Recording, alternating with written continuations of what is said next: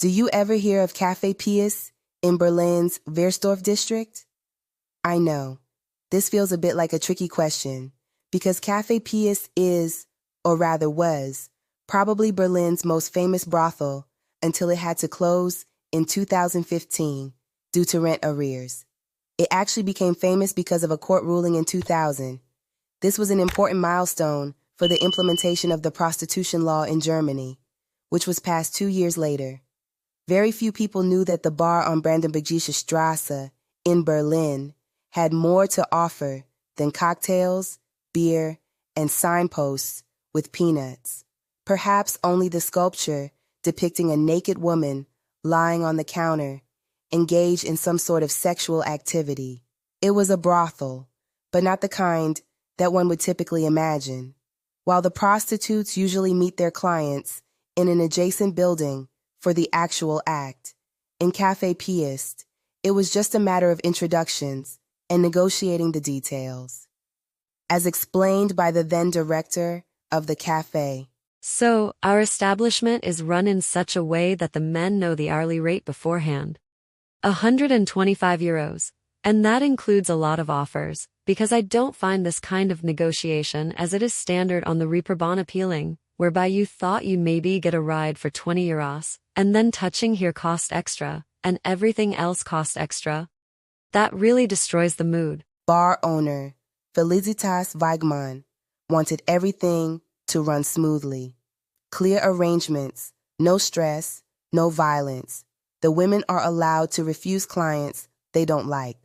They work voluntarily, on their own accord, and pay the Weigmann rent for the hourly rooms in the back building. Such an establishment was practically unthinkable in West Germany at the end of the 1990s and attracted the attention of the authorities, specifically the responsible district office in Berlin-Wilmersdorf. In her opinion, a proprietor who designs and runs his establishment in such a way as to offer favorable conditions for the initiation of sexual relations between prostitutes and their clients is committing an act of immorality as defined in Section 4, Paragraph 1, Number 1 of the Hospitality Act. The City Councilor for Economic Affairs, Monikayan, revoked the establishment's license in 1999. The establishment was banned from operating as a brothel for couples. The brothel, therefore, had to be closed. But fighting for her rights, Felicitas Weigmann refused to accept the ban. She wrote a protest song, which she performed publicly, to addresses the hypocrisy of the authorities.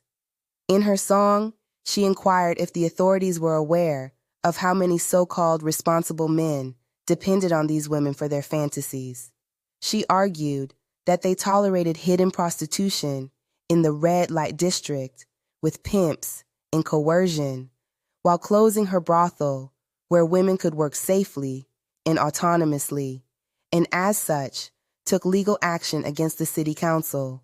In her argument, she indicated that it was crucial that women find decent working conditions and that a woman today can choose whether or not to work as a sex worker. She didn't see why the state should presume to decide for women as to what was right and wrong. The Berlin Administrative Court gathered statements from Caritas, Pro Familie, trade unions, the German Association of Criminal Investigators, and the German Association of Cities, after which the judges reached a clear conclusion, which stated that if an establishment like the plaintiff's is completely clean in this regard and is described by the criminal police as a model, then we see no justification for the state to interfere in a paternalistic manner. The verdict came on the 1st of December 2000. The revocation of the restaurant license was seen as unlawful. The bar and attached brothel were to be allowed to continue operating. Brothel owner Weigmann continued running the café for several more years and fought for the rights of sex workers in the media, on talk shows, and at political hearings.